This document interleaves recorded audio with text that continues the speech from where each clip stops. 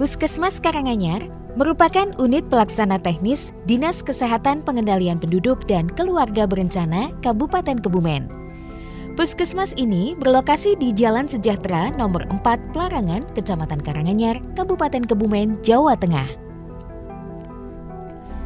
Catatan dari sejarah singkat, sebelum 1 Januari 1936, Karanganyar merupakan kabupaten yang berdiri sendiri. Pada tahun 1919, Iskandar Tirtokusumo yang pada saat itu menjabat sebagai Bupati Karanganyar membangun rumah sakit untuk memenuhi kesehatan masyarakat bernama Ziekenhuis Nirmala. Terdapat beberapa bangunan yang masih memiliki ciri khas bangunan Belanda dan hingga kini masih difungsikan menjadi bangunan Puskesmas Karanganyar. Secara kondisi geografis, wilayah kerja Puskesmas Karanganyar sebagian besar merupakan dataran rendah dan membawahi 7 desa dan 4 kelurahan binaan. Dipimpin oleh Dr. Haji Agus Saparianto MSc, Puskesmas ini memiliki jumlah pegawai sebanyak 76 orang yang terbagi menjadi 47 orang PNS dan 29 lainnya adalah tenaga non-PNS. Jumlah tersebut meliputi 3 dokter umum, 1 dokter gigi, 22 perawat, 22 bidan, 1 epidemiolog kesehatan, 1 penyuluh kesehatan masyarakat, 2 nutrisionis, 1 apoteker, 1 asisten apoteker, 2 sanitarian, 1 terapis gigi dan mulut, 1 tenaga elektromedis, 2 analis kesehatan, dan tenaga umum lainnya 15 orang. Dengan visi menjadi puskesmas pilihan menuju masyarakat Karanganyar sehat dan mandiri, Puskesmas ini telah berkomitmen untuk mewujudkan moto pelayanan yang pinter atau profesional, inovatif, nyaman, terampil, edukatif, dan ramah. Untuk itu, keselamatan dan kesehatan menjadi prioritas utama. Puskesmas Karanganyar memiliki misi yaitu meningkatkan profesionalisme pegawai, mengoptimalkan sarana dan prasarana, menyelenggarakan pelayanan yang bermutu, dan meningkatkan peran serta masyarakat dalam upaya kesehatan. Sebagai bentuk komitmennya, Puskesmas Karanganyar selalu menerapkan budaya mutu kerja. Mulai dari malu tidak mematuhi jam kerja, malu tidak bersikap ramah terhadap pasien, malu tidak bersikap profesional dalam memberikan pelayanan, dan malu tidak membuat laporan tepat waktu. Dalam hal pengelolaan keuangan, Puskesmas Karanganyar menggunakan pola Badan Layanan Umum Daerah yang bertujuan meningkatkan kualitas pelayanan kepada masyarakat. Adapun fasilitas sarana dan prasarana yang tersedia meliputi ruang gawat darurat buka 24 jam, persalinan hingga rawat jalan seperti pemeriksaan umum, kesehatan gigi dan mulut, pemeriksaan IVA, pemeriksaan ibu dan anak, konseling gizi dan manajemen terpadu balita sakit atau MTBS, klinik sanitasi, pemeriksaan HIV, dan pemeriksaan TBC. Selain itu, terdapat pula rawat inap, shelter jiwa dan nafsa, polijiwa, polinafsa, polipsikologi, HRV, farmasi, laboratorium, dan juga tersedia ambulans yang selalu standby 24 jam.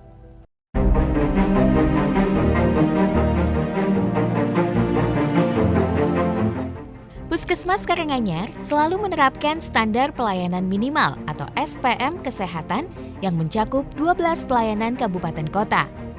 Ini terdiri dari pelayanan kesehatan ibu hamil, ibu bersalin, bayi baru lahir, balita, usia dasar, usia produktif, usia lanjut, pelayanan kesehatan penderita hipertensi, penderita diabetes mellitus, orang dengan gangguan jiwa berat, orang terduga tuberkulosis, dan orang dengan resiko terinfeksi HIV.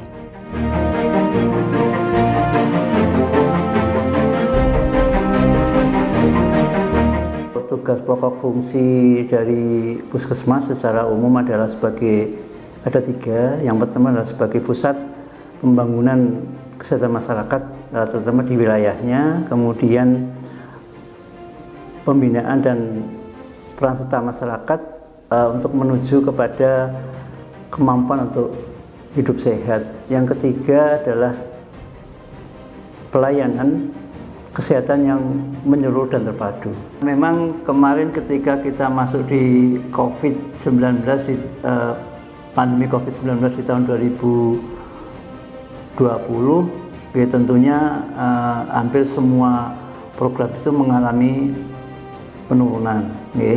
Tapi tentunya dengan perkembangan yang sekarang sudah masuk di PPKM yang sudah level 2, level 1, alhamdulillah kita sudah mulai bisa bergerak kembali untuk mencapai 12 SPM itu dengan lebih baik lagi. Tercapainya 12 SPM itu, kemudian adanya inovasi ataupun pengembangan rehabilitasi narkoba ataupun korban narkoba, rehabilitasi rawat jalan yang kita kerjakan di Puskesmas Karanganyar, tentunya kita mengharapkan masyarakat bisa memanfaatkan untuk itu, kemudian SPM-nya bisa tercapai sehingga derajat kesehatan masyarakat khususnya di wilayah Puskesmas Karanganyar dan umumnya di wilayah Kabupaten Kebumen itu bisa meningkat. Jadi kalau untuk kesehatan jiwa, ujung dari itu kalau kita di Puskes 1 adalah untuk kesehatan jiwa komunitas dalam bentuk DSEC atau Desa Sehat Sehat Jiwa yang sudah kita bentuk di beberapa desa, hingga ketika itu kita kerjakan, insya Allah masyarakat itu bisa menyadari betul, karena dulu seperti kita tuh sampai sekarang pun hal mendasar yang ada pada kesehatan jiwa adalah stigma masyarakat yang menganggap jiwa itu tidak bisa sembuh, kemudian yang memalukan dan sebagainya. Dengan adanya DSCC ini kita harapkan masyarakat itu mengetahui betul bahwa ternyata kesehatan jiwa itu bisa disembuhkan, bisa kemudian berproduktif kembali. Jadi untuk pasien-pasien jiwa yang Puskes 1, jadi ketika kita menangani sudah stabil, bisa 1 hari, bisa 2 hari, sudah tenang, maka yang gaduglisa itu bisa kita rujuk ke rumah sakit yang di atasnya. Misalkan ke Magelang atau ke rumah sakit yang lain. Untuk kegiatan NAPSA, di samping kita untuk merehab korban narkoba, kita juga melayani surat keterangan bebas narkoba untuk kebutuhan-kebutuhan sekolah, pekerjaan, ataupun CPNS, ataupun yang lain, dengan aturan yang sudah diatur oleh peraturan Bupati. Jadi kita tidak hanya rehab, tapi juga melayani surat keterangan bebas narkoba, juga konseling. Untuk sosialisasi tentang NAPSA, kita rencanakan di 2022 ini untuk sosialisasi tentang bahaya narkoba itu di sekolah-sekolah. Jadi ada 12 kali kegiatan untuk ke sekolah-sekolah, di mana 1 bulan itu kita bisa 2 kali, sehingga jumlah semua total 24 kali.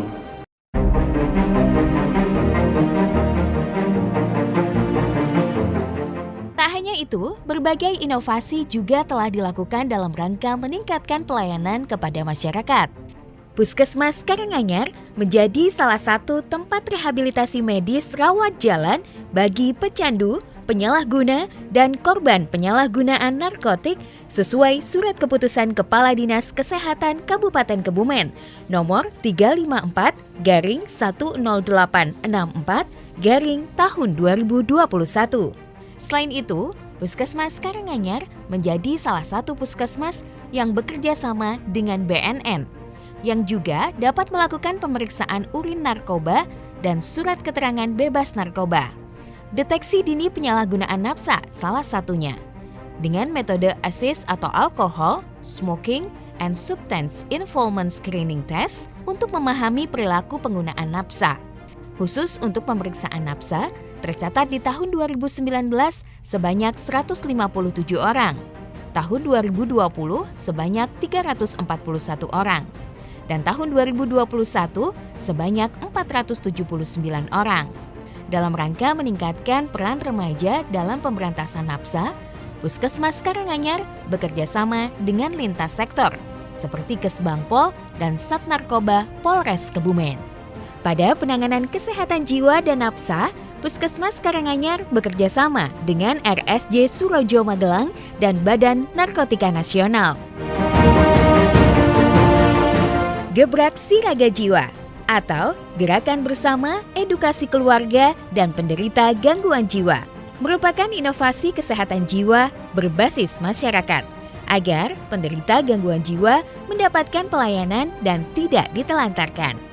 Kegiatan gebrak siraga jiwa diantaranya evakuasi ODGJ, home visit ODGJ, family gathering kesehatan jiwa, bertujuan untuk memberikan motivasi kepada keluarga dan penderita gangguan jiwa. Memberikan terapi aktivitas kelompok posyandu jiwa. Selain itu, terdapat 2 desa siaga sehat jiwa di Kecamatan Karanganyar, yaitu Desa Poh Kumbang dan Wonorejo. Hingga saat ini, jumlah kader kesehatan jiwa sebanyak 35 orang. Kegiatan kesehatan jiwa lainnya yaitu kerjasama dengan Dinas Sosial untuk pemeriksaan atau pengobatan PGOT maupun ODGJ di Rumah Singgah Dosaroso Kebumen yang dilakukan 2 kali dalam sebulan. Sejak tahun 2019, pasien ODGJ yang tertangani mengalami peningkatan. Pada tahun 2021, 184 pasien tertangani. 124 pasien diantaranya stabil dan rutin pengobatan.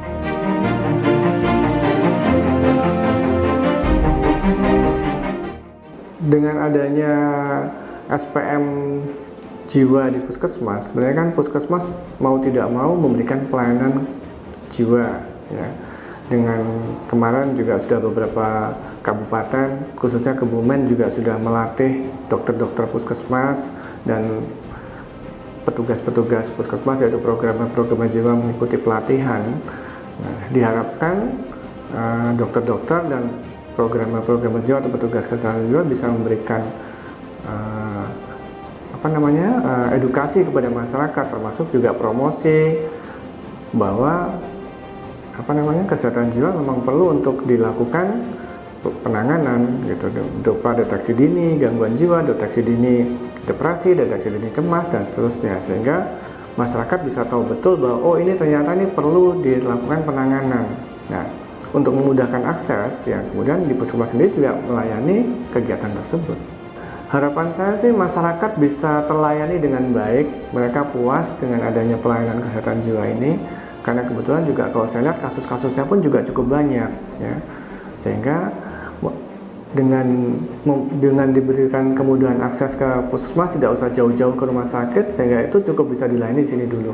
Kemudian kalau memang sudah tidak sanggup dilakukan di puskesmas, bisa dirujuk, gitu, sehingga tidak menjadi beban juga buat masyarakat maupun buat pemerintah, gitu. Untuk puskesmas kami, jiwa kami ada pelayanan dalam gedung dan juga pelayanan di luar gedung. Untuk pelayanan dalam gedung, puskesmas kami melayani pasien-pasien yang jiwa yang stabil, yang sudah stabil dengan gejala ringan, yang sudah stabil seperti pasien skizofren, terus pasien depresi, pasien ansietas yang sudah stabil, biasanya pasien-pasien tersebut berobat untuk dirawat jalan di poli. Kami juga mempunyai pelayanan shelter jiwa. Biasanya pasien-pasien yang masuk ke shelter jiwa kami adalah pasien-pasien yang mengalami gaduh gelisah, ya. Jadi di rumah kondisinya sudah tidak untuk memungkinkan, jadi biasanya akan kami evakuasi ke shelter. Kami mempunyai tim evakuasi, biasanya kami mendapatkan laporan bisa dari kader kami, ya, kader jiwa kami, karena kami juga mempunyai kader jiwa di setiap desa.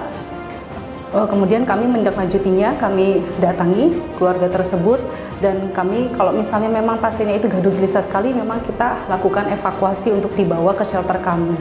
Untuk pasien nafsa, kami di sini NAPSA melayani pemeriksaan nafsa dan juga untuk rehabilitasi nafsa.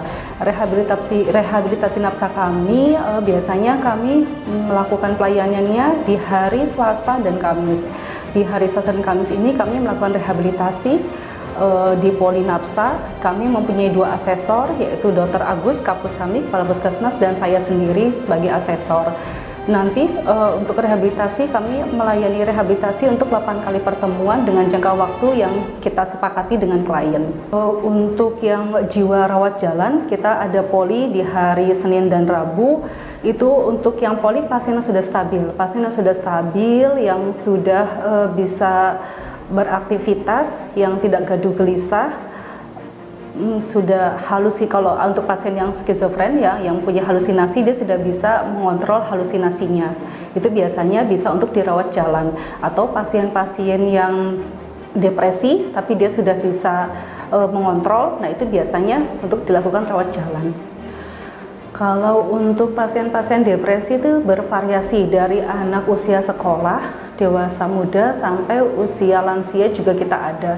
Depresi yang banyak itu, kalau anak-anak itu banyak karena untuk kita punya kasus anak-anak depresi itu karena dia dapat tekanan atau bullying di sekolahnya dengan teman-temannya. Kalau untuk usia yang dewasa muda, biasanya depresi karena ekonomi, karena kesulitan ekonomi, dia mencari kerja, mungkin belum belum diterima, akhirnya dia depresi, ataupun juga ada masalah percintaan, seperti itu juga bisa menyebabkan depresi. Kalau untuk pasien-pasien yang skizofrenia, biasanya memang masalahnya kompleks ya. Kalau untuk pasien skizofren biasanya ada dari keluarga, ada dari lingkungan, macam-macam. Kalau untuk skizofren itu memang banyak yang mendasari, bisa juga memang faktor keturunan juga ada. Jadi kita punya pasien skizofren dari bapak, anak-anaknya itu juga menderita skizofren. Jadi memang bermacam-macam. Jika ada anggota keluarga ataupun lingkungan yang menderita ODGJ, sebaiknya jangan dihindari atau jangan dijauhi, tapi rangkul, kemudian dibawa ke tempat kami untuk diterapi, direhabilitasi, sehingga pasien tersebut bisa kedepannya bisa mandiri lagi, bisa bekerja seperti biasanya lagi. Untuk pasien-pasien ODGJ sebenarnya bisa ditangani, pasien tersebut bisa menjadi baik lagi seperti sedia kala, asalkan keluarga mau mengobati dan juga mau mendukung pasien untuk sehat kembali. Untuk nafsa, jika ada anggota keluarga yang mengalami ketergantungan nafsa, bisa dibawa ke tempat kami untuk direhabilitasi. Mari kita dukung bersama, karena untuk ketergantungan ini bisa untuk sembuh dari ketergantungan, asalkan memang pasiennya mau untuk direhabilitasi. Mari kita rangkul sehingga pasien bisa sehat kembali. Pemeriksaan Heart Rate Variability atau HRV merupakan suatu pemeriksaan singkat atau screening dari perubahan irama detak jantung yang dapat menggambarkan kondisi stres fisik dan mental. HRV Analyzer digunakan pada pasien yang sering mengalami gangguan tidur, gangguan kecemasan, depresi, sakit kepala terus-menerus, dan lainnya. Hasil akan dikonsultasikan dengan dokter untuk tindak lanjut. Di Jawa Tengah, hanya terdapat 6 alat HRV, salah satunya Kabupaten Kebumen, dan ditempatkan di Puskesmas Karanganyar. Hingga saat ini, pasien pemeriksaan HRV sebanyak 51 klien. Untuk pelayanan pemeriksaan HRV, buka dari hari Senin sampai dengan Sabtu sesuai jam pelayanan rawat jalan. Puskesmas Karanganyar juga memiliki klinik upaya berhenti merokok atau KUBM sesuai Surat Keputusan Kepala Puskesmas Karanganyar nomor 978.1/Kep/2019. Dalam pelayanannya, KUBM memberikan pelayanan berupa promosi, konseling, dan konsultasi untuk upaya berhenti merokok bagi pasien yang memiliki keinginan berhenti merokok. Puskesmas Karanganyar menjadi satu-satunya puskesmas di Kabupaten Kebumen yang memiliki alat Co-Analyzer atau alat untuk mengukur konsentrasi karbon monoksida atau CO pada napas dan menghitung kadar karboksihemoglobin pada darah. Alat ini digunakan sebagai alat penyaring untuk menghentikan kebiasaan merokok serta untuk mengetahui kemajuan dan kepatuhan subjek dalam upaya berhenti merokok. Dalam rangka pengelolaan penyakit diabetes mellitus dan hipertensi, Puskesmas Karanganyar bekerja sama dengan BPJS Kesehatan menyelenggarakan kegiatan prolanis secara rutin setiap bulan. Adapun kegiatan upaya kesehatan bersumber daya masyarakat atau UKBM seperti Posyandu Balita, Posyandu Remaja, Posyandu Lansia, dan Posbindu PTM. Kegiatan tersebut bertujuan untuk memberikan kemudahan kepada masyarakat dalam memperoleh pelayanan kesehatan dasar. Bertujuan meningkatkan pengetahuan serta mengubah masyarakat agar berperilaku hidup bersih dan sehat, promosi kesehatan dilakukan oleh Puskesmas Karanganyar. Selain itu, pembudayaan germas menjadi penting dalam memasyarakatkan hidup sehat di semua tatanan. Puskesmas Karanganyar melakukan surveillance berbasis masyarakat seperti penyelidikan epidemiologi, pemberantasan jentik nyamuk, pemantauan dan screening COVID-19. Pemberian imunisasi dasar lengkap diberikan di Puskesmas Pembantu atau Pustu dan Pos Kesehatan Desa atau PKD. Untuk imunisasi lanjutan dilakukan BIAS atau Bulan Imunisasi Anak Sekolah. Puskesmas Karanganyar juga melaksanakan program vaksinasi COVID-19.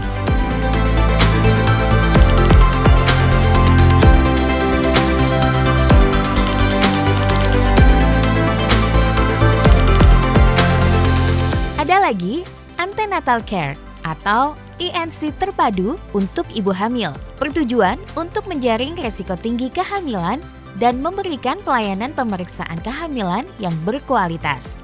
Hal ini ditambahkan konsultasi psikologi oleh psikolog Rofiah Akbar MPSI. Sanitasi total berbasis masyarakat atau STBM dilaksanakan dengan komprehensif untuk mencapai 5 pilar STBM, yaitu stop buang air besar sembarangan, cuci tangan pakai sabun, pengelolaan air minum dan makanan di rumah tangga, pengamanan sampah rumah tangga, dan pengamanan limbah cair rumah tangga. Koordinasi dan diskusi lintas program di tingkat puskesmas, pertemuan lintas sektor melibatkan Forkopimcam Kades atau lurah, disdik, dan lain-lain. Dari keseluruhan program-program tersebut, Puskesmas Karanganyar telah meraih sejumlah prestasi tingkat kabupaten. Di antaranya, tahun 2019, Puskesmas Karanganyar berhasil menjadi juara 2 Lomba Posyandu, juara 1 Lomba Senam Lansia, juara 1 Lomba Kawasan Tanpa Rokok. Sedangkan di tahun 2021, prestasi yang diraih tingkat Kabupaten Kebumen diantaranya juara 3 Yel-Yel dan juara 3 keterampilan pada Jambore Kader Posyandu, serta juara Harapan 3 Lomba Desa atau Kelurahan Siaga Aktif. Kami dari Koramil 04 Karanganyar melihat bahwa pelayanan Puskesmas Karanganyar cukup bagus, cukup inovatif, terbukti dengan beberapa fasilitas yang baru yang dibangun, rawat inap, kemudian ada shelter nafsa dan jiwa. Kami dari anggota Koramil 04 Karanganyar intinya mendukung, siap bersinergi bersama Muspika untuk membantu dalam hal pelayanan kesehatan dengan puskesmas, ya baik dalam penanganan pencegahan COVID-19 dan juga penanganan masalah nafsa dan jiwa. Selama ini baik, apalagi sekarang fasilitas di Puskesmas Karanganyar bertambah, ada shelter jiwa dan nafsa, sehingga kebutuhan masyarakat kesehatan fisik maupun jiwa sudah terpenuhi, sehingga kita terus bersinergi dengan puskesmas, dengan Danramil apabila dibutuhkan untuk ikut membantu apabila ada masyarakat yang membutuhkan untuk diperiksa di shelter jiwa dan nafsa ini. Ya, kita tetap mendukung kapanpun, dimanapun kita siap. Alhamdulillah sangat membantu sekali masyarakat. Kadang-kadang kan ya gangguan jiwa itu meresahkan masyarakat. Ya dengan adanya evakuasi dari puskesmas, alhamdulillah selama ini sangat membantu. Mudah-mudahan bisa lebih baik agar masyarakat Desa Pohkumbang khususnya ke Kecamatan Karanganyar tentunya agar terbebas dari gangguan jiwa. Alhamdulillah sudah membaik, sudah ada perubahan banyak sekali. Awalnya diem aja nggak mau itu, awalnya diem, minder. Yang penting obatnya diminum, alhamdulillah minum obat udah ada perubahan. Sudah mau kerja lah gitulah, membantu di rumah gitu. Sekarang sudah mau ke musola, adzan, hari ngaji. Alhamdulillah untuk fasilitas dan pelayanannya sudah cukup baik. Kemudian seperti pegawainya ramah-ramah, dan apalagi sekarang sudah ditambah dengan fasilitas psikologi dan kejiwaan juga menjadikan lebih baik. Harapannya ke depan Puskesmas Karanganyar bisa meningkatkan lagi untuk pelayanan dan sarprasnya. Kayaknya di sini sangat bersih ya.